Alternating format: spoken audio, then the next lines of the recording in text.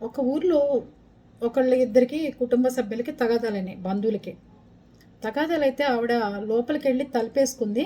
కుక్క వాళ్ళ ఇంటి ముందు గ్రిల్స్ కట్టేసింది అనమాట. వీళ్ళతో గొడవ పెట్టుకోలేక ఎవరికో ఫోన్ చేద్దామని లోపలికి వెళ్ళి మీ సంగతి తెలుస్తాను ఉండండి అని చెప్పి బెదిరించి ఆ పని లోపలికి వెళ్ళి తలుపేసుకుంది. కుక్క ఏమో వాళ్ళ ఇంటి ముందు గ్రిల్స్ కట్టేసింది. వాడు కర్ర తీసుకొచ్చి ఫస్ట్ కుక్కని చంపేశాడండి. సుజ్జు పప్పిని చంపేశాడు ఆ అబ్బాయి. ఆ అబ్బాయి ఏం కాదు, వాడికి 50 ఏళ్ళు ఉంటాయి.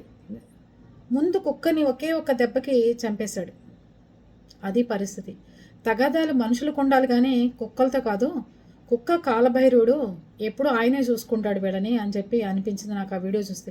స్పాట్లో చచ్చిపోయింది సిజ్జు పప్పి అయితే. రక్తం కక్కుకుని కొట్టిన దెబ్బ చౌక్ కొట్టాడో మరి ఎక్కడ కొట్టాడు, ఇంత తలకాయండి పాపం దాన్ని.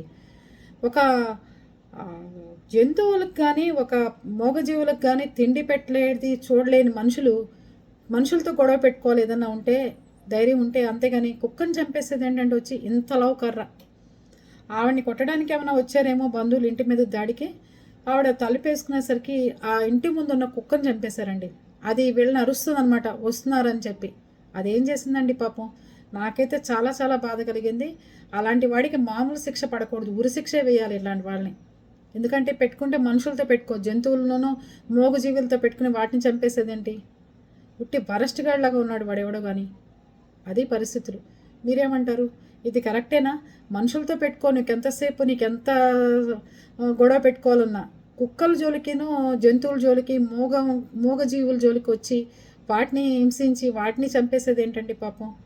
అవేమన్నా మిమ్మల్ని అడుగుతున్నాయా? తిండి పెట్టమని మీ గుమ్మంలోకి వస్తున్నాయా? ఎవరు గొడవ పెట్టుకున్నారో వాళ్ళతో పెట్టుకోవాలి కానీ కుక్కలు ఏం చేసాయి? అది పరిస్థితి.